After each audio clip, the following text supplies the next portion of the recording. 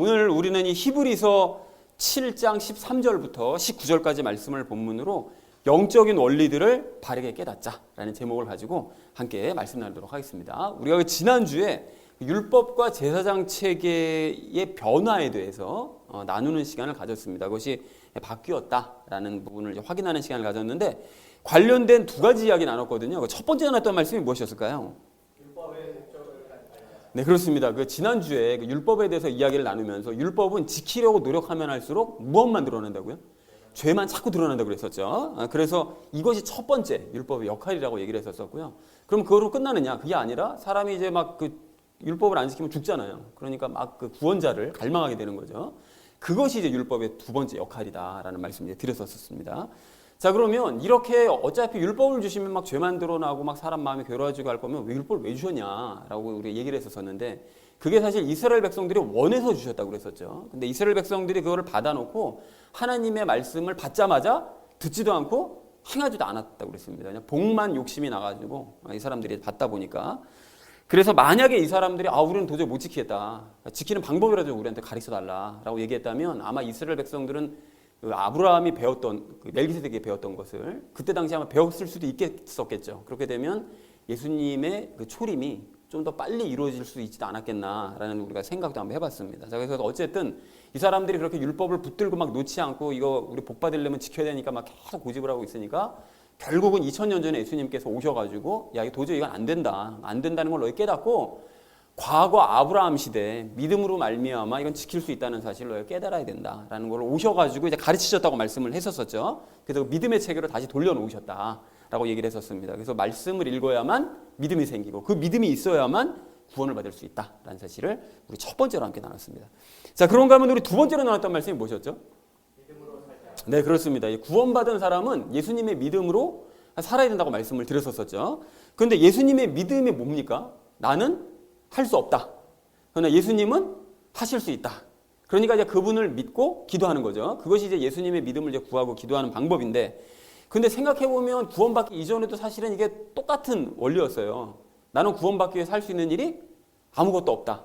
근데 구원하실 수 있는 분은 오직 예수님만 구원하실 수 있다. 이거잖아요. 그러니까 이게 구원받기 전이나 구원받기 이후나 항상 우리가 가져고 생각해야 될 원리가 바로 이 두 가지. 난 할 수 없고 예수님만 하실 수 있다. 그래서 이거를 삶의 곳곳에 적용을 한번 해보자. 그래서 가령 예를 들면 우리가 신앙생활 할 때 말씀을 읽을 때 이게 안 된다. 그럼 말씀을 난 읽을 수가 없다. 원래 그런 사람이다 나는. 하나님의 말씀을 도저히 이해도 못하겠고 알지도 못한다.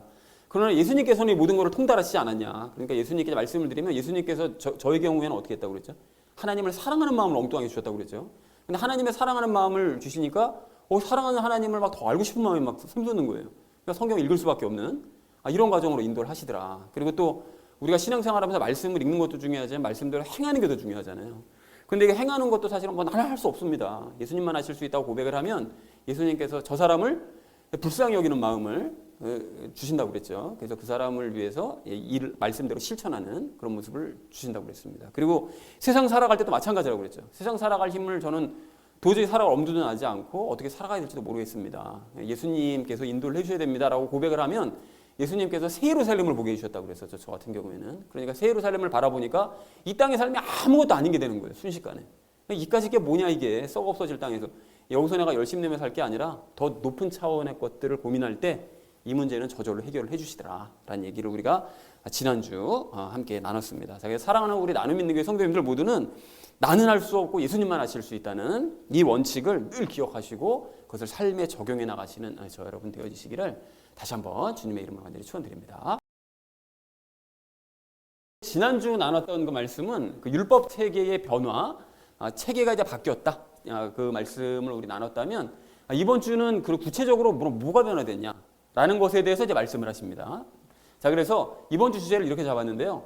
영적인 원리들을 바르게 깨닫자. 무엇이 변했는지를 일단 알고 그 변한 것에 대해서 오해를 하지 말아야 될 것들, 바르게 알아야 될 것들, 이것에 대해서 우리 나누도록 하겠습니다. 그래서 13절 말씀을 먼저 우리 함께 읽도록 하겠습니다. 또 이 일들이 말하는 그분은 다른 지파에 속하시는데 그 지파에서는 아무도 제단에서 섬기는 일을 맡지 아니하였느니라 라고 말씀하세요. 이 일들이라는 건 뭐냐면 앞에서 얘기했던 겁니다. 제사장 체계, 율법 체계가 바뀌었다 라고 얘기하신 바로 그거. 그 율법 체계, 제사장 체계가 바뀐 것과 관련된 그 일들이 말하는 그것과 관련된 그분이 누굴까요? 그분은 당연히 예수님이시죠. 그분 때문에 제사장 체계, 율법 체계가 바뀐 거니까요. 자, 그래서 예수님을 얘기하는데 이분이 예수님이 다른 지파에 속하신데요. 그리고 그 지파라고 얘기하죠. 예수님이 어디 지파시죠? 당연히 유다 지파시죠. 유다 지파. 자, 유다 지파라는 거예요. 그런데 유다 지파는 아무도 제단에서 섬기는 일, 즉 제사장이 하는 일이요. 제사장이 뭐 제사 드리고 막 뭐 잡고 가르치고 하는 이런 거를 안 했었다는 거예요.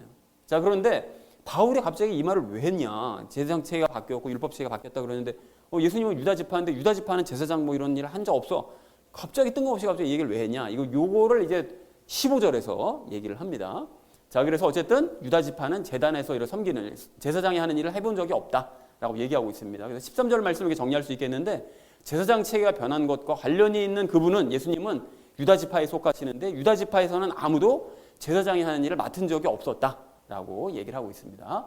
자, 이어진 14절 말씀 우리 함께 읽도록 하겠습니다. 우리 주께서 유다에게서 나신 것이 분명하도다. 이 지파에 대하여는 모세가 제사장 직분에 관해 아무것도 말하지 아니하였고 라고 얘기합니다. 여기 우리 주께서 유다에서 나신 것이 분명하대요. 그러니까 유다에게서 나셨으니까 유다 지파겠죠. 그 얘기를 하고 있습니다. 그러니까 모두가 알다시피 예수님께서는 유다 지파인 거는 분명하다. 그러니까 유대인들도 알고 있는 거죠. 예수님이 유다 지파라는 거.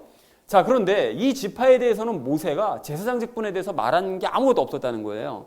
그러니까 바울이 이제 13절에 이어서 또다시 지금 14절에서도 강조하는 게 뭐냐면 유다 지파는 제사장 직분이랑 아무 상관이 없는 지파라는 거예요.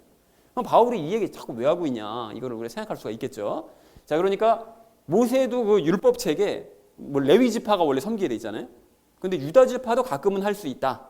뭐 이렇게 써놨으면 모르겠는데 전혀 그런 게 없다는 거예요. 그런데도 예수님이 레위 지파가 원래 행해야 될 일을 하신다는 거죠. 제사장으로서 그 얘기를 하고 있습니다. 자, 그래서 14절을 이렇게 정리할 수 있겠는데요. 예수님께서 유다 지파이신 것은 분명하다. 그런데 모세는 유다 지파에 대해 제사장 직분과 관련된 어떤 말도 한 적이 없다. 그러니까 즉 유다 지파는 제사장 직분과는 아무 상관이 없는 지파라는 거예요. 자, 그래서 이어진 15절 말씀 우리 함께 읽도록 하겠습니다. 멜기세덱의 모습을 따르는 다른 제사장이 일어나므로 그것은 더욱더 분명하도다. 이게 뭔 소리냐? 멜기세덱의 모습을 따르는 다른 제사장, 이게 누굽니까? 예수님이시죠. 이분이 멜기세덱의 그 계통을 따르는 그 다른 제사장이 바로 예수님이신데 그 제사장이 일어났다는 거예요. 등장했다는 거예요. 이 세상 가운데. 그래서 예수님이 새로운 제사장으로 이제 이 땅에 이제 등장을 했기 때문에 유다 지파는 제사장이 될 수 없는데도 유다 지파에 속한 예수님이 제사장이 되신 거잖아요. 그죠? 앞에서 그 두 절에서 유다 지파는 안 된다고 그랬는데 어쨌든 되셨다는 거예요. 그분이 등장을 했으므로 그것은 분명해졌다는 거예요. 그것이 뭐냐? 그게 뭐냐면 제사장 체계가 12절에서 변화됐다고 그랬잖아요. 그것이 분명하다는 거죠. 제사장 체계가 바뀌었구나. 그러니까 유다 지파도 제사장을 맡을 수가 있는 것이로구나. 이 얘기를 하기 위해서 앞에 두 절에서 유다 지파는 맡은 적 없다. 이 얘기를 자꾸 했던 것입니다. 자, 그래서 그것은 더욱 분명하다. 그러니까 하나님께서 제사장 체계를 바꿔버리신 것은 너무나 분명한 사실이다. 그러니까 너희가 인정을 해라. 유대인들 보고. 유대인들은 막 레위 지파가 제사장이 맞지. 율법에 이렇게 돼 있는데 어떻게 레위 지파도 아닌 예수님이 제사장이 될 수가 있겠어요? 말도 안 돼. 그러니까 막 고집을 쓰니까 하나님이 체계를 바꾸셨다고. 그걸 너희가 인정을 하라고. 이게 분명한 사실이라고. 라고 지금 바울이 얘기를 하고 있는 것입니다. 자, 그래서 15절을 이렇게 정리할 수 있겠는데요. 멜기세덱의 모습을 따르는 다른 제사장이 등장한 것을 보면 하나님께서 제사장 체계를 바꾸셨다는 것은 더더욱 분명해진다. 너무나 분명한 사실이다. 라고 얘기했다는 것이 15절의 의미가 되겠습니다. 자, 이어진 16절 말씀 우리 함께 읽도록 하겠습니다. 이분은 육신에 속한 명령의 율법에 따라 제사장이 되지 아니하시고 무궁한 생명의 권능에 따라 되셨으니 라고 말씀하는데요. 육신에 속한 명령의 율법, 말이 어렵죠. 이게 말이 어려운데 율법은 육신에 속한 명령이라는 뜻입니다. 율법은 육신에 속한 명령. 그러니까 요 육신에 속한 명령 요걸 싹 떼고 보시면 이분은 율법에 따라 제사장이 된 분이 아니라 이런 뜻이죠. 이걸 수식해 주는 말입니다. 그러니까 율법은 육신에 속한 명령이다. 이 얘기를 하고 있는데 육신에 속했다는 게 뭔 소리냐? 이거는 영이 거듭나지 않았다는 뜻이죠. 그러니까 지극히 육신적인 거라는 의미예요. 그러니까 결국은 율법은 영이 거듭나지 않은 사람들에게 주시는 명령이 율법인 거예요.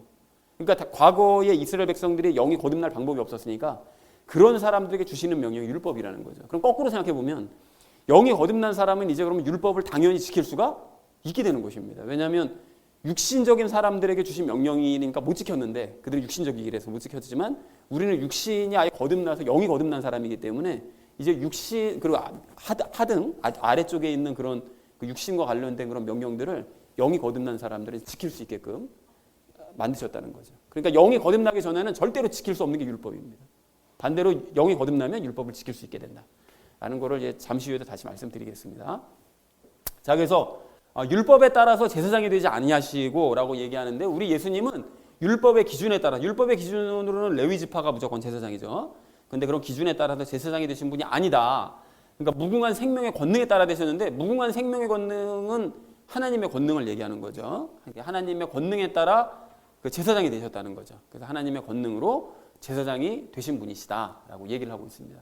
자, 그래서 16절 말씀에게 정리할 수 있겠는데요. 예수님은 육신에 속한 사람에게 명령하는 율법의 기준에 따라 제사장이 되신 것이 아니라 하나님의 권능으로 제사장이 되신 분이다 라고 얘기했다는 것이 16절의 의미가 되겠습니다. 자, 이어진 17절 말씀 우리 함께 읽도록 하겠습니다. 그분께서 증언하시기를 너는 멜기세덱의 계통에 따른 영원한 제사장이라 하시느니라 라고 말씀하세요. 여기 이제 그분께서 증언하시기를 이라고 얘기하는데, 하나님은 시편 110편 4절에서 이 사실을 증언을 하셨대요. 그러니까 바로 전절에서 뭐라고 그랬죠? 영원한 생명의 권능에 따라 제사장이 되셨다고 얘기했잖아요. 근데 영원한 생명의 권능에 따라 제사장으로 임명하는 것을 시편 110편 4절에서 이미 얘기를 해주셨다는 거예요. 기록을 해놓으셨다는 거예요, 과거에. 그래서 요 내용 그대로입니다. 너는 멜기세덱의 계통에 따른 영원한 제사장이다. 그러니까 하나님은 예수님께 너는 멜기세덱의 계통에 따르는 영원한 제사장이라고 과거에 벌써 시편에서 이미 증언을 해놓으셨다. 그러니까 이게 영원한 생명의 권능에 따라서 예수님은 제사장 직분을 임명받으신 분이 맞다라고 말씀을 하고 있습니다. 자, 그래서 17절 이렇게 정리할 수 있겠는데요. 하나님께서는 예수님께 너는 멜기세덱의 계통에 따른 영원한 제사장이라고 미리 이미 증언을 해주셨다라고 얘기했다는 것이 17절의 의미가 되겠습니다. 자, 이어진 18절 말씀 우리 함께 읽도록 하겠습니다. 앞서 나가던 명령은 그것의 연약함과 무익함으로 인하여 진실로 폐하여졌도다 라고 얘기합니다. 앞서 나가던 명령이 뭘까요?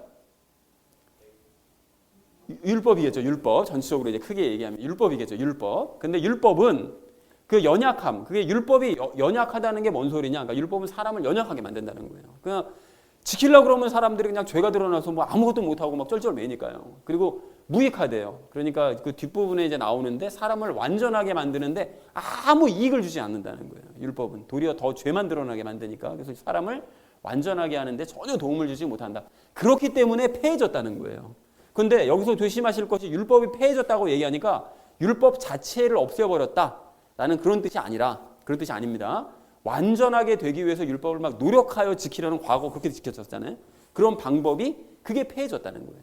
그럼 어떤 방법을 써야 됩니까? 이제 율법을 지키려면 이제는 노력이 아니라 믿음이죠. 믿음. 그렇게 믿음으로. 그러니까 완전하게 되기 위해서 율법을 노력해서 지키는 방법은 없어졌다라고 지금 얘기하고 있습니다. 그런 의미다. 그래서 18절을 이렇게 정리할 수 있겠는데요. 율법은 사람들을 연약하게 만들고 완전하게 하는데 아무런 도움도 주지 못하기 때문에 그래서 진실로 폐하여졌다라고 얘기했다는 것이 18절의 의미가 되겠습니다. 자, 마지막 19절 말씀 우리 함께 읽도록 하겠습니다. 율법은 아무것도 완전하게 하지 못하였으나 주께서 더 나은 소망을 가져오심은 완전하게 하였으므로 우리가 이 소망을 힘입어 하나님께로 가까이 나아가느니라 라고 말씀합니다. 율법은 아무것도 완전하게 하지 못했다고 앞에서 잠깐 말씀을 드렸는데, 그래서 예수님께서 더 나은 소망을 가져오셨대요. 이 더 나은 소망이 뭐냐? 이거는 이제 그 문맥상으로 따져보면 이게 복음을 얘기합니다. 복음을 가져오셨다는 거죠. 예수님께서. 그래서 복음을, 우리가 보통 이제 소망이라고 그러면 그 서신서의 소망이라고 그러면 새 예루살렘에 대한 소망을 주로 얘기하는데, 여기서는 이제 복음을 얘기를 하고 있습니다. 복음을 가져오신 것은 완전하게 했다는 거예요. 복음으로 우리를, 복음을 들으면 영을 완전하게 하고 혼도 완전을 이루어 가도록 만들어 준다는 거죠. 그 복음이, 예수님께서 전하신 그 복음이 그렇게 이제 완전하게 하였으므로 이 소망을 힘입어서, 그 복음을 힘입어서 우리는 하나님께로 가까이 나아갈 수 있게 되었다라는 것이 19절의 의미가 되겠습니다. 자, 그래서 19절을 이렇게 정리할 수 있겠는데요. 율법은 아무것도 완전하게 하지 못했기 때문에 율법과 반대되는 개념이요, 복음이요. 그 예수님께서 그 복음을 가져오셔가지고 사람을 완전하게 만들어 주셨고 우리는 그 복음을 힘입어서 하나님께로 가까이 나아갈 수 있게 되었다라는 것이 19절의 의미가 되겠습니다. 자, 그래서 오늘 본문 말씀을 이렇게 정리를 해볼 수가 있겠는데요. 예수님은 유다 지파에 속한 것이 분명하신데 유다 지파는 제단에서 섬기는 일을 맡은 적이 없었다. 그리고 모세도 유다 지파에 대해서 제사장 직분에 대해서는 어떤 말도 한 적이 없다. 그러니까 유다 지파는 제사장과는 아무 관련도 없는 지파다. 자, 그런데 멜기세덱을 따르는 제사장이 세상에 등장한 걸 보면 그분이 예수님이신데 그분이 등장한 걸 보면 아, 제사장 체계가 바뀐 것이로구나. 그러면 이 사실을 우리가 분명하게 알 수 있다는 것이죠. 바울이 제가 설명을 하면서 예수님은 율법에 따라서 제사장이 된 게 아니라 너희가 생각하듯이 유대인들에게 너희가 생각하는 것처럼 율법에 따라 제사장이 되신 분이 아니라 하나님의 권능에 따라 제사장이 되는데 증거가 있다. 그게 바로 시편 110편 4절 말씀, 그 시편 말씀을 통해서 멜기세덱의 계통을 따르는 영원한 제사장이라고 이미 증언을 해주지 않았냐. 그 다윗의 증언이 바로 그 예수님 얘기하는 거다 지금. 라고 바울이 증명을 해준 거죠. 여러 면으로 지금 증명을 해주는 것입니다. 그래서 율법은 연약함과 무익함 때문에 폐해졌다는 사실을 인정을 해라. 자꾸 율법 붙들지 말아라 이제. 그걸 폐해졌으니까 그렇게 율법은 사람을 완전하게 하지 못했지만 예수님께서 가져오신 그 복음, 그 복음은 우리를 완전하게 만들었고 우리는 그 복음을 힘입어서 비로소 하나님께로 가까이 나아갈 수 있게 되었으니 유대인들 너희는 더 이상 율법을 붙들지 말고 뭐를 붙들라고요? 복음을 붙들어야 된다. 이거를 바울이 설득했다는 것이 오늘 본문 내용 되겠습니다. 아주 증명을 잘해주죠. 이 내용을 잘 살펴보면 바울이 참 잘해요. 진짜 역시 잘한다고 감히 제가 이렇게 말할 적이 아닌데 어쨌든 참 대단한 그런 설득을 잘 읽어보면 설득이 됩니다. 자, 그래서 오늘 말씀을 좀 중간 정리를 이렇게 해볼 수가 있겠는데요. 하나님께서는 예수님을 보내심으로써 구약의 체계를 바꿔버리신 거예요. 자, 그러면 뭘 바꾸셨냐? 도대체 무엇을 바꾸셨는가 하면 첫 번째로는 제사장 체계를 바꾸셨죠. 15절에서 그 얘기를 하셨죠. 그 예수님으로 바꾸신 거니까요. 율법을 폐하셨죠. 율법을 노력하여 지키라고 했는데 그걸 이제 믿음으로 지킬 수 있도록 이제 폐해버리시고요. 그리고 사람을 완전하게 만들어 버리셨습니다. 도저히 가망성이 없는 그런 인간들을 완전하게 만드시는. 자, 그런데 이것들과 이렇게 바꾸셨는데 이것들과 관련된 오해, 또 깨달아야 될 그 진리들, 이런 것들을 오늘 좀 이 시간 확인하려고 하는데요. 그래서 우리가 이제 적용 시간에 세 가지 내용을 나눌 건데 첫 번째는 하나님의 계획 변경에 대해서, 그 두 번째는 율법에 대해서, 마지막 세 번째는 믿음에 대해서 함께 말씀 나누도록 하겠습니다. 그래서 오늘의 결론이요, 영적인 원리들을 바르게 깨닫자라는 것을 주제로 나머지 이야기는 삶에 적용하면서 함께 말씀 나누는 시간 가지도록 하겠습니다. 영적인 원리들을 바르게 깨달아야 될 우리가 오늘 첫 번째로 함께 나눌 말씀은 변함이 없으신 하나님께서 변하심을 알자는 것입니다. 제목이 약간 좀 이상하죠? 변함이 없으신 하나님께서 변하심을 알자. 자, 그래서 여러분 아시다시피 하나님께서는 변함이 없는 분이십니다. 이건 뭐 성경을 통해서도 분명하게 확인할 수가 있는데요. 그 말라기 3장 6절을 보면 이렇게 말씀하십니다. 하나님께서 직접 나는 주라 변치 않아야 하나니 라고 말씀하세요. 그러니까 나는 안 변한다 라고 말씀하십니다. 그리고 야고보서 1장 17절 말씀도 보면 야고보는 그분께는 변함도 없고 회전하는 그림자도 없느니라 이렇게 말씀하세요. 그러니까 해가 이렇게 비쳐도 전혀 영향을 받지 않으시고 시간에 영향을 받지 않으시는 그런 분이시라는 거죠. 그리고 또한 구약시대도 마찬가지입니다. 그 다니엘 6장 26절을 보면 그분은 살아계시는 하나님이시요 영원토록 변하지 아니하실 분이시며 이렇게 고백을 합니다. 그러니까 이렇게 하나님 당신이 직접 고백한 것이나 또 뭐 신약의 사도나 구약의 대언자들이나 모두 한결같이 고백하는 것은 하나님께서는 변하지 않는 분이시다. 이거를 고백을 하더라는 거예요. 그래서 하나님께서는 당신이 한번 계획을 작정하시면 이걸 그 누구의 방해도 받지 않으시고 그 계획을 이뤄내십니다. 왜냐하면 당신이 정하신 거니까요. 하나님 절대자이신 그분이 정하신 거니까 그냥 그 변함없이 그 일들을 추진해 나가시는 거죠. 그래서 그 천지를 지으실 때도 단 한 치의 오차도 없이 하나님이 계획하신 대로 아무런 변경 없이 그대로 모든 것을 창조해내신 것이고요. 인간들이 그 타락했을 때 그 타락한 인간을 구원하시는 그 일들도 한 치의 오차도 없이 변경 없이 변함 없이 일률적으로 밀어붙이셔가지고 인간들을 구원해내시는 그런 역사를 이뤄내시더라는 거죠. 그리고 우리가 장차 살아가게 될 새 예루살렘에서의 그 삶도 하나님께서 당신이 계획하신 대로 변함없이 추진해 나가셔서 우리는 거기서 영원토록 행복한 삶을 살게 될 것입니다. 자, 그래서 이렇게 하나님께서는 이제 변치 않는 분이시기 때문에 이제 당신이 말씀하신 대로 계획하신 대로 모든 일을 진행해 나가시다 보니까 그 일부의 사람들이 하나님에 대해서 이제 오해를 해요. 이제 오해를 해서 하나님께서는 인간들의 사정은 전혀 봐주지 않으시고 그냥 당신의 계획대로 무조건 밀어붙이신다. 이제 이런 식으로 보통 생각을 한단 말이죠. 그래서 인간은 그리고 그러한 하나님께 절대 복종해야 된다. 너희가 무슨 궁시렁대고 말을 하냐. 하나님께서 계획하신 일인데, 그 하나님께서 계획하신 일 하시는데 너희가 방해되지 않도록 무작정 그냥 순종하고 무릎 꿇어야지. 이제 복종해야 된다는 식으로 얘기를 하면서 하나님은 절대 군주, 우리는 절대 복종해야 될 존재. 이제 이렇게 생각하는 사람들이 꽤 있습니다. 꽤 있는데 이렇게 하나님을 이제 두려운 분으로 만들어서 그 하나님과의 친밀한 관계를 이제 불가능하게 만들어 버리는 이런 사람들이 있는데요. 이제 그런 오해를 우리가 오늘 좀 바로 잡자는 거죠. 여러분 단도직입적으로 말씀을 드리자면 하나님께서는 변함없이 당신의 계획을 이루시는 분이 맞으세요. 이건 기본 전제입니다. 하나님께서 계획하시면 변함없이 이루시는 게 맞아요. 그런데 사람들의 상태에 따라서 기꺼이 당신의 계획을 변경을 해주세요.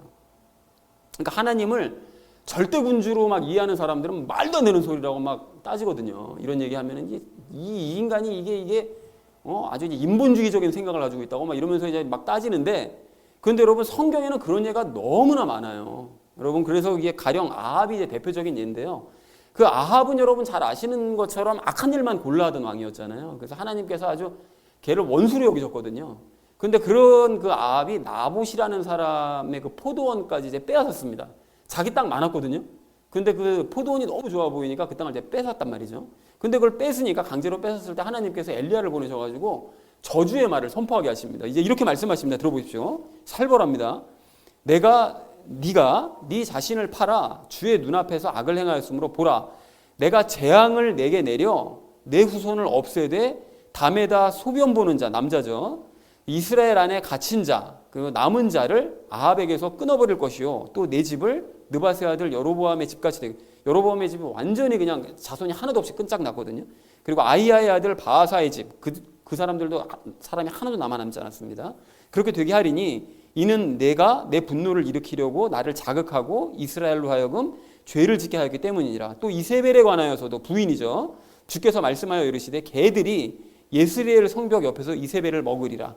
아합에게 속한 자로 도시에서 죽는 자는 개들이 먹고 들에서 죽는 자는 공중의 날짐승들이 먹으리라. 이렇게 말씀하세요. 그러니까 집을 완전히 풍지박산 내겠다. 그리고 아예 남아나지도 않게 만들어버리겠다. 이렇게 말씀하신 거예요. 그 포도원 뺏은 것 때문에. 그러니까 이 말씀을 들은 아합이 에이 하고 콧방귀나 낄 줄 알았는데 듣자마자 이 사람이 의외로 자기 옷을 찢고 굵은 배를 몸에 두르며 금식하고 굵은 배에 눕고는 천천히가 아니라 행동도 천천히 하면서 막 괴로워하는 거예요. 하나님께서 그 저주하신 그 말씀 듣고 그 큰일 났네, 이제 어떻게 하나 막 이렇게 근심을 한 거예요. 그러니까 하나님께서 아합이 이렇게 반성하는 모습을 보시고는 뭐라고 말씀하시느냐, 내가 그의 시대에는 재앙을 내리지 아니하고 그의 아들의 시대에 그의 집에 재앙을 내리라. 이렇게 계획을 변경을 해. 이게 악인이잖아요. 바로 그냥 쳐버리셔도 되거든요. 근데 그 계획을 변경을 하세요. 그러니까 아합이 하나님의 말씀을 듣고 회개하면서 반성하는 기미를 보이니까 악인이라 할지라도 하나님께서 그 계획을 변경을 해주시더라는 것입니다.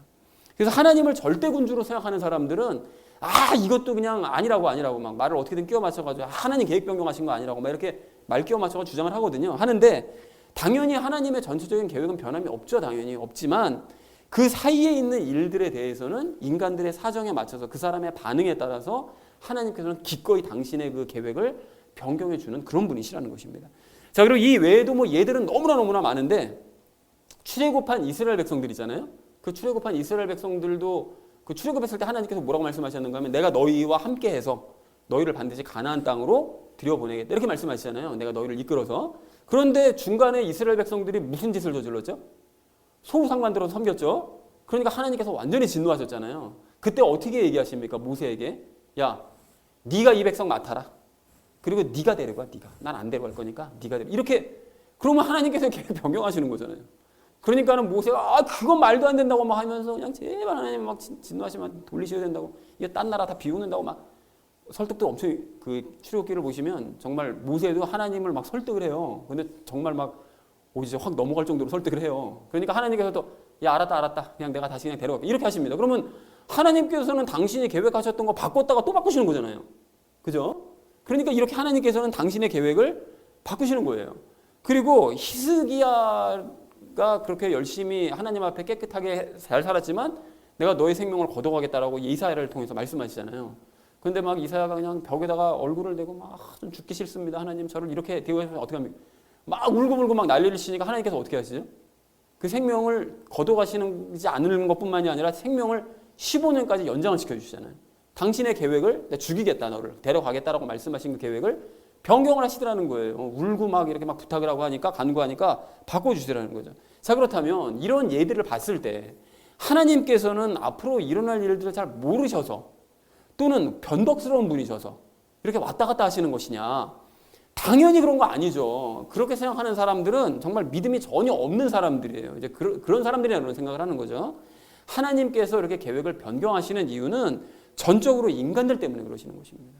하나님의 말씀에 순종을 하거나 반대로 하나님의 말씀에 불순종을 하는 그런 인간들의 상황에 맞춰주려고 하시다 보니까 하나님께서 당신의 계획을 변경해 주신다는 거예요. 불쌍히 여기시니까, 불쌍하니까 바꿔주신다는 것입니다. 당신의 계획을.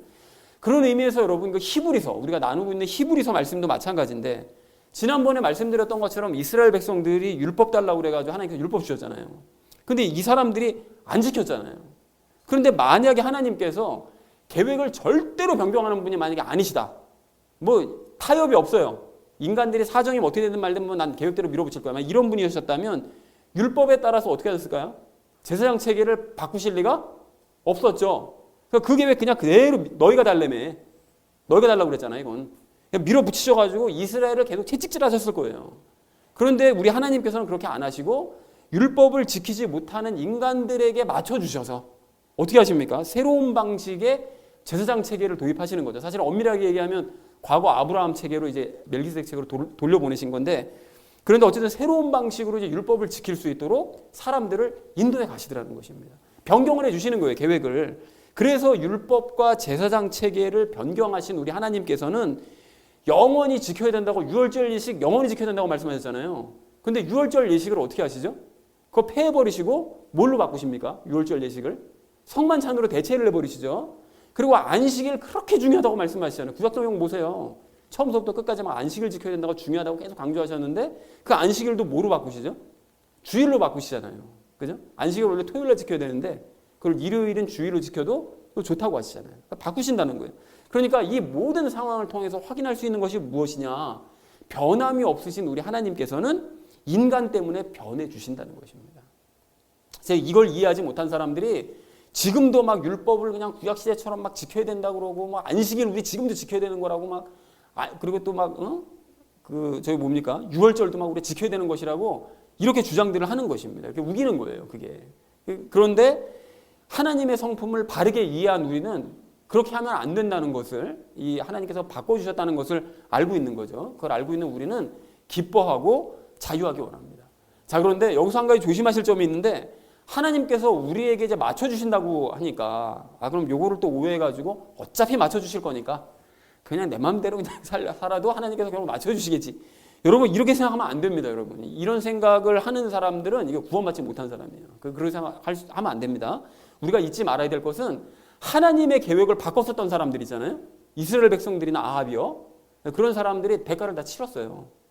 다 대가 치렀잖아요. 아합도 아주 나중에 불같은 그런 진노를 받았고요. 이스라엘 백성들도 40년 동안 뺑뺑이 돌았잖아요. 그죠?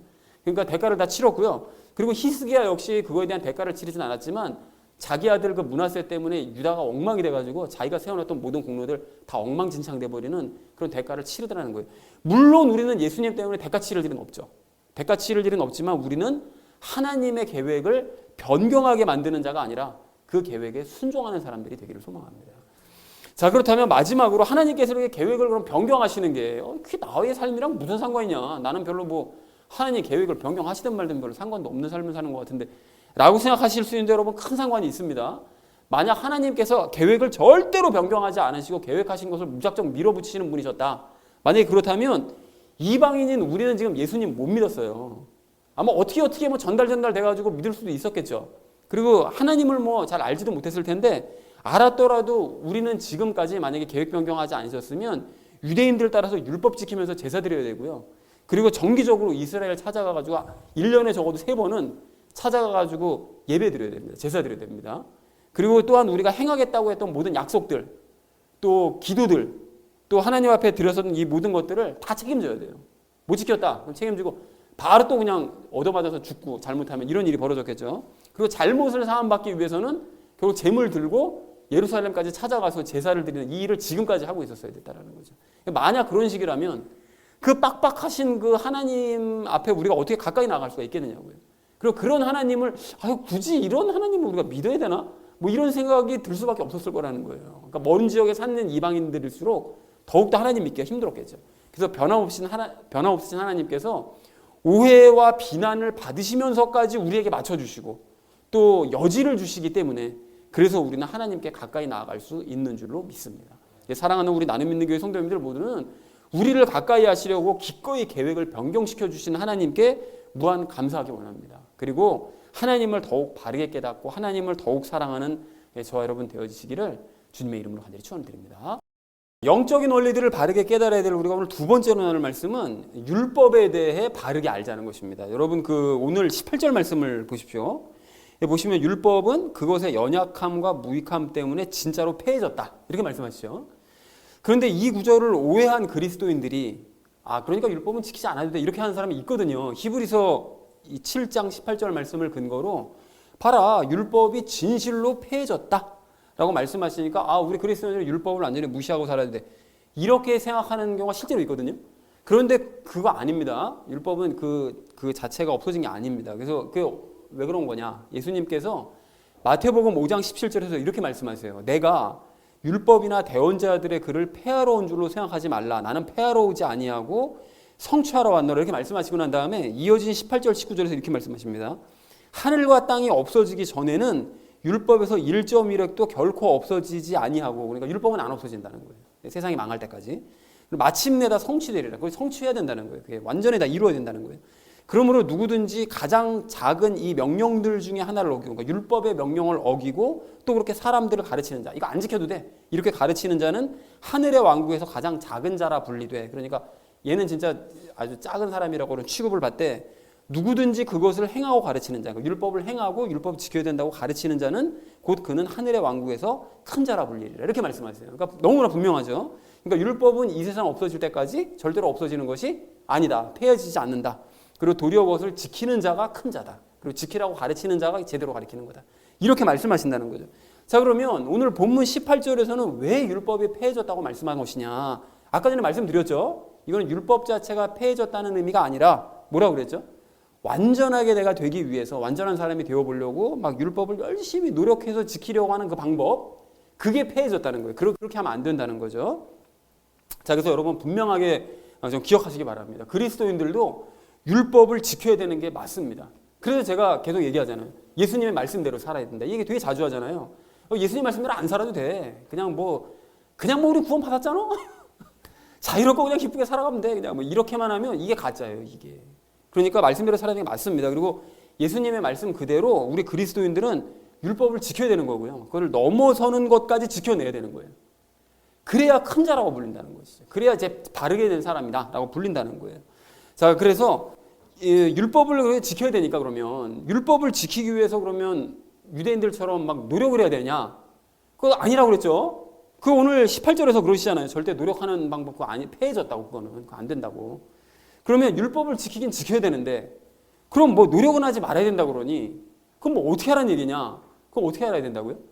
율법은 믿음으로 지켜야 되는 것이죠. 믿음으로. 자, 그래서 지난주에도 말씀드렸던 것처럼 나는 할 수 없다. 그러나 예수님은 하실 수 있다. 이 원리가 율법을 지키는데도 적용이 돼야 되는 거죠. 그러니까 예수님께서는 율법을 지키고 아예 넘어서는 것까지 다 지켜내신 분이신데 그분이 어디 계신다고요? 그분이 내 안에 계시잖아요. 그러니까 내 안에 계시기 때문에 그분께서 나를 대신해서 능력을 발해 주실 것을 믿음으로 기도를 하면 율법을 넘어서는 것까지 지켜내는 기적의 역사를 체험할 수 있게 된다는 것입니다. 자, 그래서 가령 바울 같은 경우 여러분 생각해 보세요. 바울은 자기가 고백한 대로 나는 유대인 중에 유대인이요 바리새인 중에 바리새인이다. 나는 진짜 열심히 특징이 있어가지고 하나님께서 명령하신 것들을 다 수행하는 그런 사람이었다라고 얘기를 하잖아요.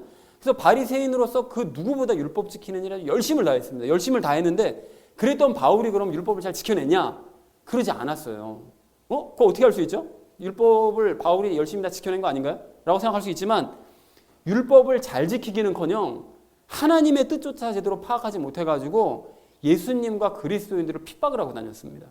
여러분 그렇잖아요. 이게 하나님께서 주신 그 율법을 딱 두 개로 요약하면 뭐가 된다고요?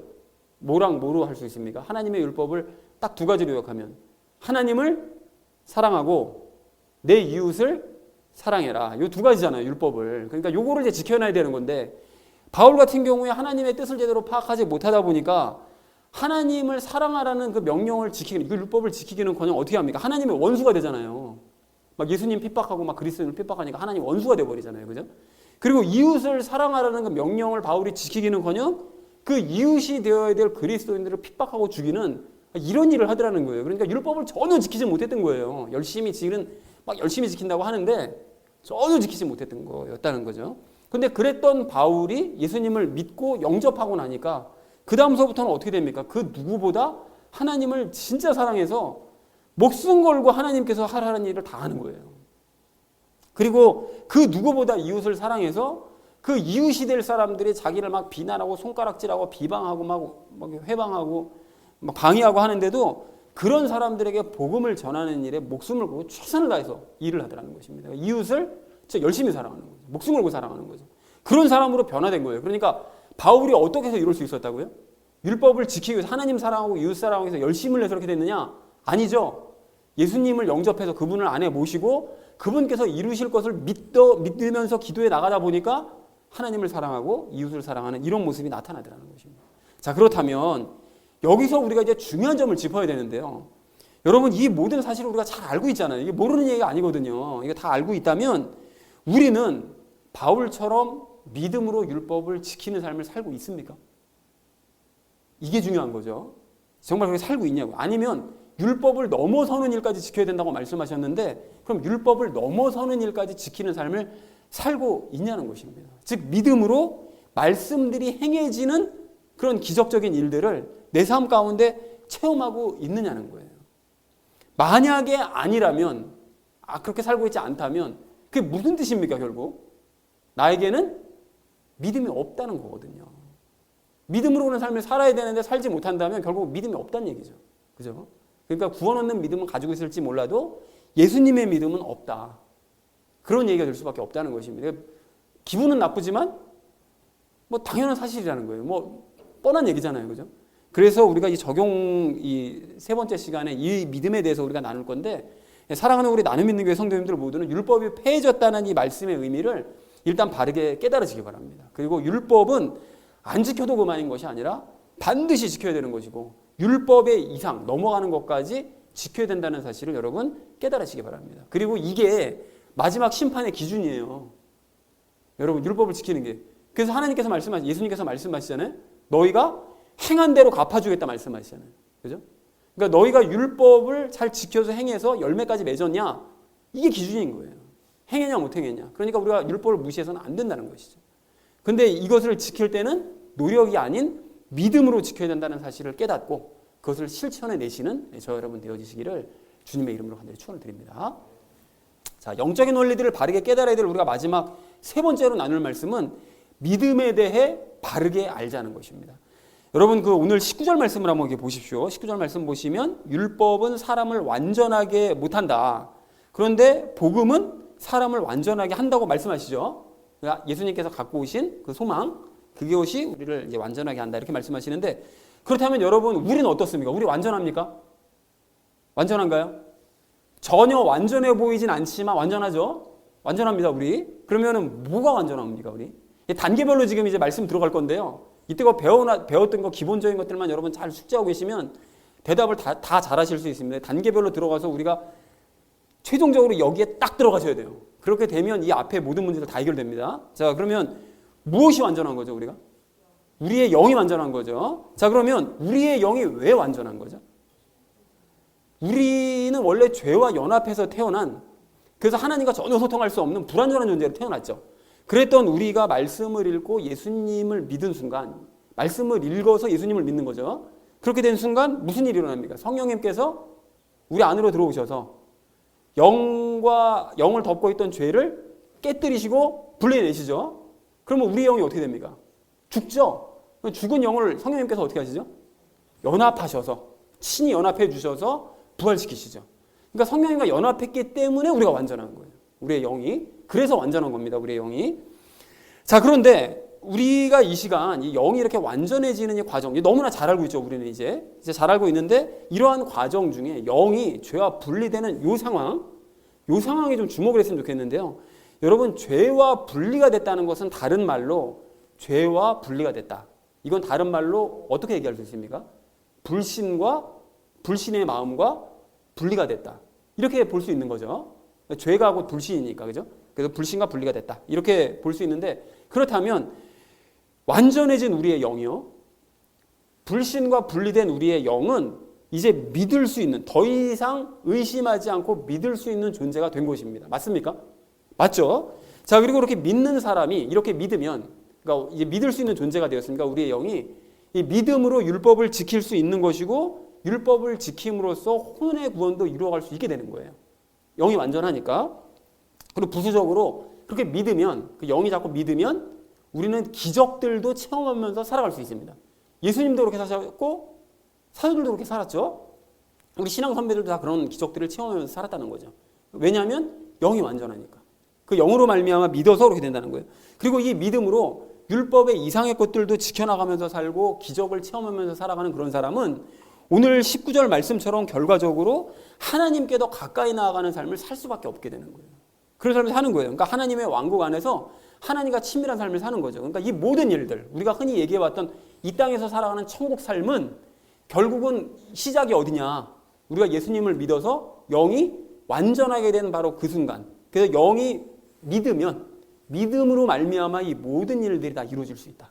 우리 율법도 지키고 율법 이상도 지키고 기적도 체험하고 하나님께 가까이 나가고 이 모든 일들이 천국 삶을 살아가는 것이 그게 가능하다. 믿으면 가능하다. 그 얘기죠. 자, 그러면 중요한 것이요, 우리는 이런 삶을 살고 있습니까? 믿음으로 천국을 누리는 삶을 살고 있나요? 방금 적용 2에서 우리가 나눴던 것처럼 믿음으로 율법을 지키고 있냐, 이거 여쭤봤잖아요. 이게 되느냐고요. 믿음으로 율법, 이건 기본이고, 그러면 믿음으로 율법을 지키는 삶을 살고 믿음으로 막 기적도 체험하고 그래서 율법을 넘어서는 일까지 막 지켜가면서 하나님과 친밀해지고 가까워지는 삶, 이거를 살고 있느냐는 것입니다. 만약에 아니라면 질문이 생기죠. 무슨 질문이 생기죠? 나는 분명히 믿음으로 영이 완전해진 게 맞는데, 예수님 믿는데, 그래서 영이 완전해진 게 맞는데, 그래서 죄와 분리가 되었기 때문에 더 이상 의심하지 않고 이제 믿음이 생겨서 믿음으로 살아야 마땅한데 왜 영이 완전한 내가 믿음으로 살지 못하지? 여러분 그렇잖아요. 살아가면서 뭐 믿으려고 그러면 이게 믿어집니까? 잘 의심될 때 많고 막 잘 안 믿어져가지고 막 기도도 잘 안 되고 막 이럴 때 있잖아요. 많죠? 그러면 왜 안 믿어지냐는 거예요. 왜 믿음으로 살지 못하느냐는 거예요. 이유가 있죠. 이유가 뭡니까? 아까 전에 영과 분리된 이 죄가 육체에 남아있잖아요. 그 육체에 남아있는 죄가 로마서 7장에 있는 말씀처럼 자꾸 속이는 거죠. 이게 마치 아직까지 영을 장악하고 있는 것 마냥 우리의 혼과 육체를 자꾸 속이기 때문에 그러다 보니까 내 안에 있는 이 완전한 영이 제 실력을 발휘 못하는 거죠. 능력을 발휘하지 못해서 결과적으로 믿음으로 살지를 못하는 것입니다. 여기까지 다 연결되시고 이해가 되셨죠? 이렇게 되는 거예요. 그러니까 내가 결국 뭡니까? 결론 내릴 수가 있죠. 내가 믿음으로 사느냐 살지 못하느냐, 믿음의 삶을 사느냐 믿음으로 살지 못하는 삶을 사느냐, 이게 결국 하나님의 왕국에서의 삶을 사느냐 그런 삶을 살지 못하느냐, 결국 무엇에 달려있는 거죠? 결국 죄와의 싸움에 달려있는 거죠. 그죠? 그것만 해결되면 나는 믿음의 삶을 살 수 있고 하나님의 왕국 삶을 살 수 있는 거예요. 자, 그렇게 되는데 죄와 싸워 이겨서 완전한 내 영이 그래서 능력을 발휘하게 되면 그러면 나는 예수님께서 행하실 것이 막 믿어지는 거예요. 그리고 율법을 완성하는 삶을 살 수 있고, 율법을 완성하면 혼의 구원을 이뤄갈 수 있고, 기적도 체험하는 삶을 살 수 있고, 그래서 하나님께 가까이 나아가는 삶을 살 수 있지만 죄와 싸워서 이기지 못했어요. 그래서 내 완전한 영이 능력을 발휘하지 못해요. 그렇게 되면 믿음으로 믿어지질 않죠. 그러면 예수님께서 이걸 이루어주실까? 맨날 의심이 나면서 살고, 그리고 율법을 지키기는커녕 뭐 말씀 한마디도 이게 제대로 그냥 지켜지지 못하는 삶을 살고, 그리고 기적을 체험하기는커녕 기도 응답조차 제대로 받지 못하는 이런 삶을 살면서 하나님께 가까이 나아가기는커녕 맨날 하나님이 막 두렵고 하나님 저 멀리만 있는 것 같고 막 이런 삶을 살 수밖에 없다는 거예요. 자, 그러니까 결국 이 그리스도인은 죄와 싸워서 이기느냐 지느냐에 따라서 천국 삶을 살 수도 있고 지옥과도 같은 삶을 살 수 있다는 것입니다. 그런데 안타까운 점이 무엇인가 하면 지옥과도 같은 삶을 본인이 지금 살고 있는데 그런 삶으로부터 벗어날 생각을 하는 것이 아니라 난 천국 삶 살고 있어. 고집스러운 거죠. 고집하는 거죠. 자기가 그렇게 삶을 살고 있지 않은데도 그냥 자기 만족하는 거예요. 이게 천국 삶이겠지 뭐. 그러니까 나는 그냥 이런 삶을 살면 돼. 이렇게 되면 이거 진짜 이것처럼 불행한 일은 없다는 거예요. 자기 지금 지옥 같은 삶을 살고 있는 거거든요. 믿음의 삶을 살고 있지 못하는데도 나는 천국 삶을 살고 있어. 이러면 전혀 버려지질 않습니다. 삶이 바뀌질 않는 거예요. 자, 그러면 어떻게 해야, 결국 죄와 싸워서 이겨야 되는 건데 어떻게 해야 죄와 싸워서 이길 수 있느냐, 이게 관건이잖아요. 보이지 않는 죄와 어떻게 싸웁니까? 여러분, 오늘 19절 말씀에 답이 있다는 거예요. 여러분, 뭐라고 말씀하십니까? 무엇을 힘입으라고요? 소망을 힘입으래요. 소망을. 그런데 이 소망이 아까 전에 뭐라고 그랬죠? 복음이라고 그랬잖아요. 그러니까 예수님께서 가져오신 이 복음, 즉 예수님의 말씀을 힘입어야 된다는 거예요. 그래야 죄와 싸워서 이길 수 있다는 거죠. 그러면 말씀을 읽는다고 해가지고 어떻게 죄를 이길 수 있다는 것이냐, 이것도 이미 지난 4장에서 이 이야기를 나눴죠. 그 말씀이 뭐라고요?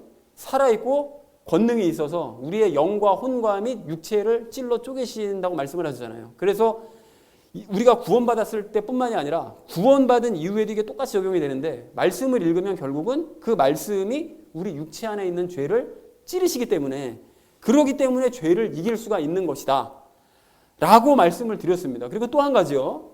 그 로마서 말씀 10장을 예를 들어서 썼는데, 믿음은 무엇으로부터 난다고요? 들음에서 난다고 그랬죠. 들음은 어디로부터 나는 것이라고요? 하나님의 말씀에서 나온다면서요. 그죠? 그러면 거꾸로 얘기하면 이게 뭐라고요? 하나님의 말씀을 들으면, 보면 믿음이 생기는 거잖아요. 그러니까 결국은 우리가 믿음을 죄와 싸워 이기려면 죄에 반대되는 개념인 믿음을 가져야 되는 건데, 결국은 이 믿음을 가지려면 어떻게 되는 것이냐, 하나님의 말씀을 보고 들을 때 믿음은 생긴다고요. 죄를 이길 수 있는 믿음이 생긴다는 거예요. 그렇게 되면 예수님께서 행하실 것이 믿어지고 율법을 넘어서는 일까지 행하게 되고, 그리고 점차 예수님을 닮게 되고 기적을 체험하는 삶을 살게 되고 하나님께 더 가까이 나아가는 삶을 살 수 있게 된다는 것입니다. 그러니까 결국 내가 이런 천국 삶을 살 것인지 지옥과도 같은 삶을 살 것인지를 결정하는 것은 최종적으로 뭐냐, 말씀을 내가 읽느냐 안 읽느냐의 여부에 달려있다는 거예요. 또 말씀 읽으라는 얘기잖아. 여러분, 이렇게 퉁치시면 안 돼요. 그런 얘기가 아니라고요, 여러분. 여태까지 우리가 쭉 내려왔잖아요. 앞에서부터 영이 그 완전하게 되는 것부터 얘기를 쭉 이어 내려왔잖아요. 결론을 자꾸 찾다 보니까 결국은 뭡니까? 결국은 뭐로 귀결되는 거죠? 말씀으로 귀결되잖아요. 그거를 읽느냐 읽지 않느냐, 내가 그 결단 내리고 읽느냐 읽지 않느냐에 따라서 천국 삶과 지옥 삶이 결정이 된다는, 이게 과장이 아닙니다, 여러분. 그래서 저의 경험을 말씀을 드리려고 하는데요. 저도 역시 수시로 이 죄 때문에 믿지를 못해가지고, 영이 아무런 능력을 발휘하지 못해가지고 지옥과도 같은 삶을 살 때가 있습니다. 삶을 살다 보면. 그래서 뭐 그럴 때 이제 말씀을 읽으면 말씀대로 내가 살지 못하고 수시로 분노하고 막 슬퍼하고 이러면서 살아가고 있는 나 자신의 모습이 보여요. 한 걸음 뒤로 물러가서 참 이렇게 철학 맞은 삶을 살고 있구나 라는 것이 내 모습이 이제 보입니다. 말씀을 읽다 보면 그 말씀을 통해서 나 자신의 모습을 비춰주시는 거예요. 그리고 그 상태로 계속해서 말씀을 읽다 보면 예수님을 믿지 못해서 말씀대로 살지 못해가지고 막 믿지 못해가지고 분노하면서 슬퍼하고 있다는 사실을, 믿음이 없어가지고 그렇다는 사실을 이제 깨닫게 되는 거죠. 막 죄가 기승을 부린다는 게 보이는 거예요. 죄가 기승을 부리니까 전혀 믿지를 못해서 내가 이런 삶을 살고 있구나. 근데 그렇게 되면, 그런 상태에서도 계속해서 말씀을 읽게 되면 결국은 제가 읽은 말씀들이 곧 이유도 없고 막 그래요. 이유가 있죠, 사실은. 엄밀하게 따지면 그냥 갑자기 그냥 믿음이 생겨요. 그냥 왜 그렇습니까? 그게 그 말씀이 내 안에 있는 죄를 찌르시기 때문에 그러는 거예요. 이게 죄가 원인이구나, 이걸 발견하는 순간 찔러버리시는 거예요. 그 원인 되는 걸 찔러가지고 힘을 못 쓰게 만드시는 거죠. 그리고 말씀을 보면 결국은 최종적으로 믿음이 생긴다면서요. 그렇기 때문에 죄가 힘을 못 쓰게 되는 거죠. 그러니까 읽다 보면 곧 믿음이 생기고 그 말씀이 죄를 찌르기 때문에 예수님의 믿음이 결국은 생기게 된다는 거죠. 성경 말씀 읽을 때. 기도 여러분 많이 하시는 것도 중요한데 성경 말씀 읽을 때 이건 틀림없는 사실이라는 거예요. 여러분, 이 체험을 말씀드리는 것입니다. 그 믿음이 생긴다는 거예요. 그러면 안 좋은 상태를 벗어나서 다시 천국을 누리는 삶을 살게 되는 거예요. 그리고 이 과정을 반복해요. 그러다가 또 이제 지옥과도 같은 삶을 살다가 성경 말씀 보면 더 열심히 보면 평상시 보던 것보다 더 열심히 읽고 막 집중하면서 내가 왜 이런 삶을 살지? 지금 삶이 영 좀 이상한데 싶어가지고 그 원인을 찾으려고 하다 보면 결국은 성경 말씀을 통해서 발견하게 되고 그럼 다시 천국 삶을 살게 되고, 이게 이제 반복인 거예요. 반복인데 이런 과정들을 반복해서 이제 체험하다 보면 말씀이 정말로 중요하구나라는 사실을 깨닫게 됩니다. 정말 중요해요. 생각해 보세요, 여러분. 이게 시작이잖아요. 신앙생활의 시작도 이것이었고, 그래서 요한도 얘기하잖아요. 태초에 뭐가 있었다고요? 말씀이 있었다고 말씀하시잖아요. 이게 시작이라니까요. 내 삶의 시작도 뭐로 시작되는 거예요? 구원의 시작도 말씀이고, 구원 이후에 내가 새로운 삶을 시작하는 것도 말씀이 시작이라고요. 이게 너무 중요하다는 걸 깨닫게 되는 거예요. 그런데 그렇게 되면 자발적으로 말씀의 세계로 이제 더 들어가서 더 자주 말씀을 읽게 돼요. 점점 더 자주 많이 이제 말씀을 보게 되는데, 그렇게 하다 보면 놀라운 것을 체험하게 되는데, 나 자신이 세상 왕국을 떠나서 하나님의 왕국 안으로 깊이 들어와 있구나라는 사실을 깨닫게 됩니다. 세상이 지금 돌아가는 게 지금 복잡하게 돌아가고 있다는 거 지금 눈에 보이거든요. 압니다. 모르는 게 아니에요. 알고 있는데, 내가 지금 저기로부터 완전히 떠나서 깊은 산속에 들어와 있는 것 마냥 하나님의 나라에 지금 들어와 있구나라는 사실이 이게 느껴지는 거예요. 이게 깨달아지는 거예요. 그러니까 몸은 세상에 있지만 영혼은 지금 하나님의 왕국에 와 있는 거예요. 뭐 신비적인 거 말씀하는 거 아닙니다. 그게 느껴지는 거예요. 근데 그렇다 보면 신기한 일들이 이제 많이 벌어지는데, 일단 예수님의 마음과 동화가 돼서 그런지 몰라도 마음이 굉장히 편안해지고 여유가 생겨요. 사람이 굉장히 여유가 생겨서 사람들 때문에 화가 나던 막 이런 일들이 화도 나지도 않고 어지간한 일들은 그냥 막 넘어가게 됩니다. 웃음으로 막 넘어가게 돼요. 그래서 가령 얼마 전에 아들이 있어서 좀 미안한데, 저녁 식사를 하면서 이제 무슨 이야기를 하다가 얘기 끝에 이제 아들이 가끔 가다가 핵심을 팍 찔러버리거든요. 이제 뭐 엄마는 얘기하지 못하는 걸 저한테 확 찔러버리고 막 이럴 때가 있는데, 그때 얘기한 게, 아빠는 본인만 맞다는 식으로 얘기를 해. 이런 식으로 얘기를 하는 거예요. 이제 약간 이제 농담인 듯 아닌 듯 얘기를 한 거예요.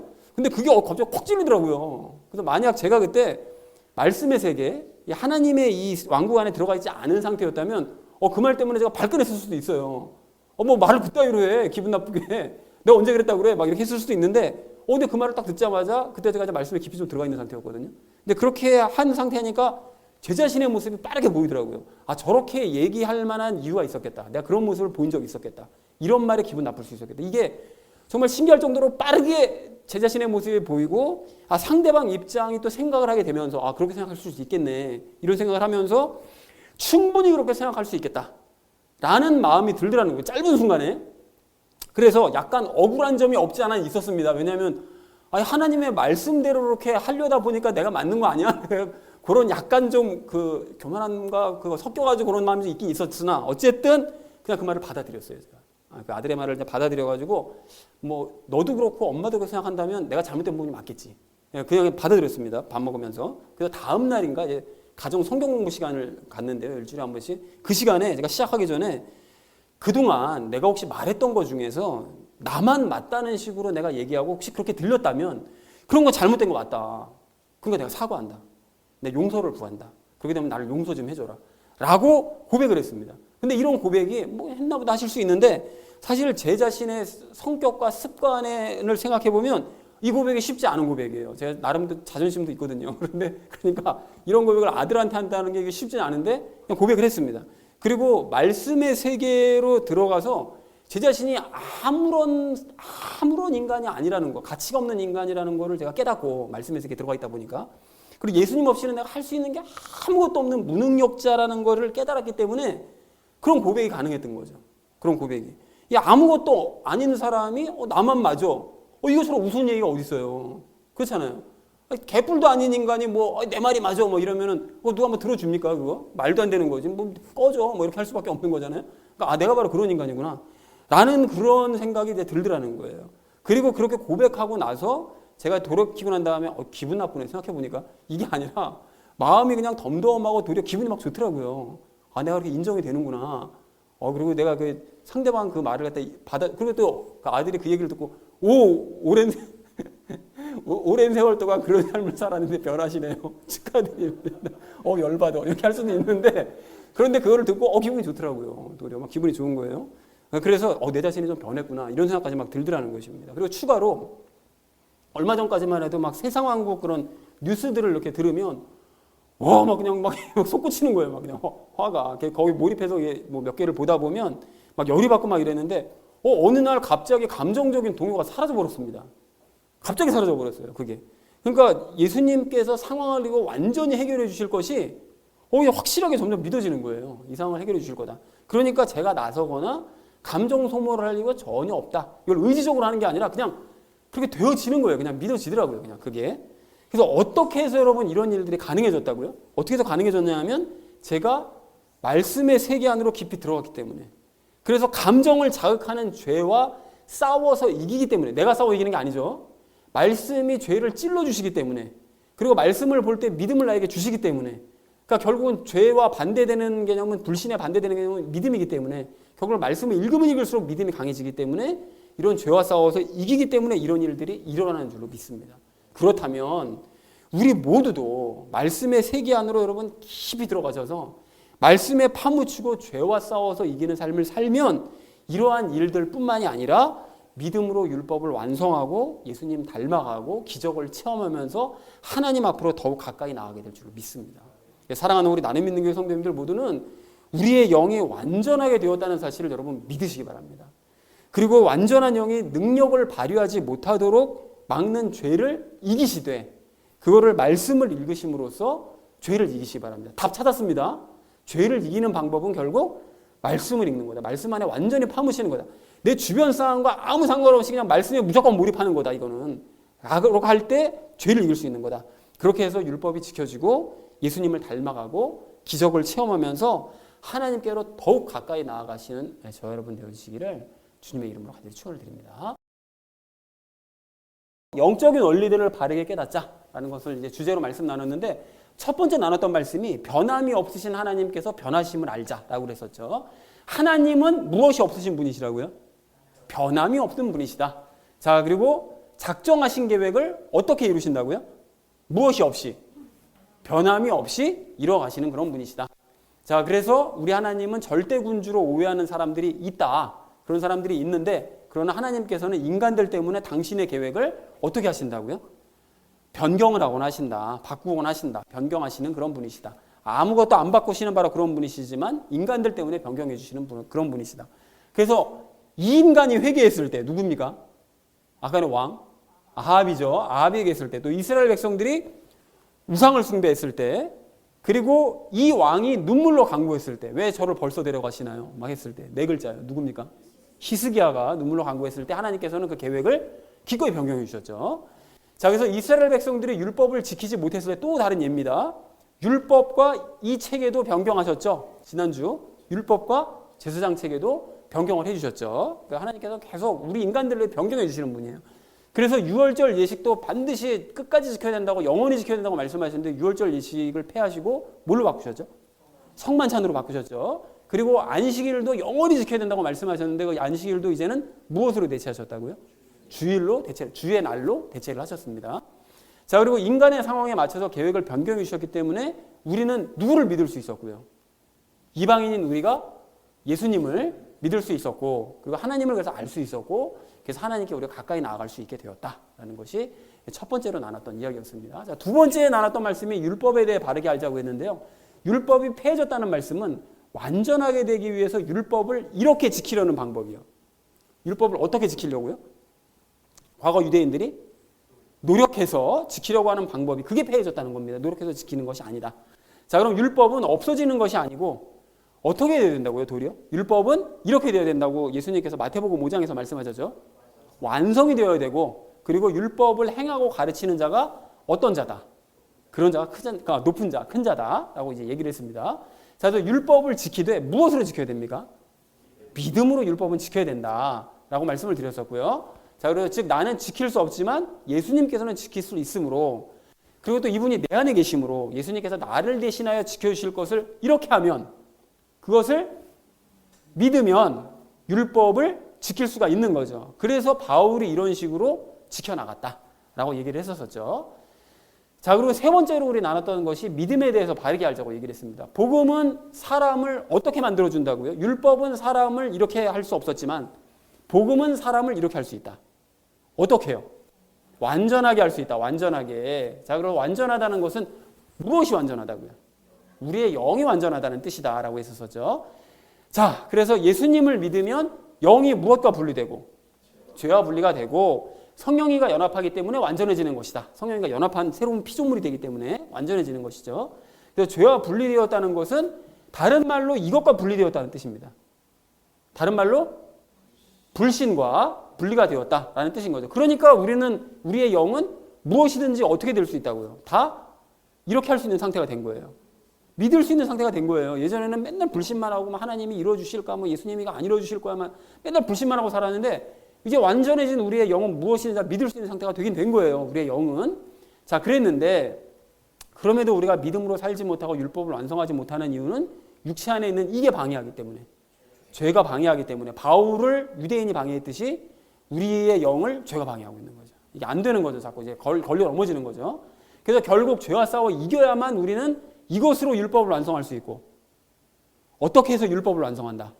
노력이 아닌 믿음으로 율법을 완성할 수 있고, 죄와 싸워 이겨야만 믿음으로 율법을 완성할 수 있고, 이것도 체험할 수 있다고 그랬죠. 삶 가운데 이게 일어나요. 기적, 기적을 체험할 수 있고 하나님께 가까이 나아갈 수 있는, 그러니까 예수님을 닮아갈 수, 이렇게 살 수 있는, 결국 죄와 싸워 이겨야 됩니다. 그러면 죄와 싸워 이겨야 되는데, 그리고 죄와 싸워 이기는 방법은 꾸준히 뭐를 읽는 거라고요? 말씀을 읽는 거죠. 라고 얘기를 했는데, 결국은 그러니까 결론이 뭡니까? 죄와 싸워 이겨야만 이 모든 일들이 가능하고, 그리고 죄와 싸워 이기려면 결국 말씀을 읽어야 되는 것이기 때문에 결론 나왔죠. 결국 말씀을 꾸준히 읽을 때, 이게 최종적인 결론입니다. 읽을 때 우리는 죄를 이김으로써 무엇으로? 믿음으로 율법을 완성할 수 있고, 또 무엇을 체험할 수 있으며, 기적을 체험할 수 있으며 하나님께로 가까이 나아갈 수 있는 것이다. 이 모든 일들이 이루어지는 것이 가능하려면 죄를 이겨야 되는데, 죄를 이기려면 결국 말씀을 읽어야 믿음이 생김으로 죄를 이길 수 있다. 이게 결론입니다. 그러니까 성경에서 모든 원리들을 정리해서 말씀드렸잖아요. 이제 실천하시면 됩니다. 그러면 놀라운, 그래도 재경 없는 말씀드렸죠. 그렇게 되면 삶이 정말 평안해진다, 기쁨이 생긴다 라는 것을 말씀드렸습니다. 자, 그래서 사랑하는 우리 나눔 믿는 교회 성도님들 모두는 하나님의 계획과 이 율법과 믿음에 대한 오해 여러분 버리시고 다른 뜻을 깨달으시기 바랍니다. 그리하셔서 믿음의 삶을 살면서 하나님께로 가까이 나아가시는 저 여러분 되어주시기를 주님의 이름으로 간절히 축원을 드립니다.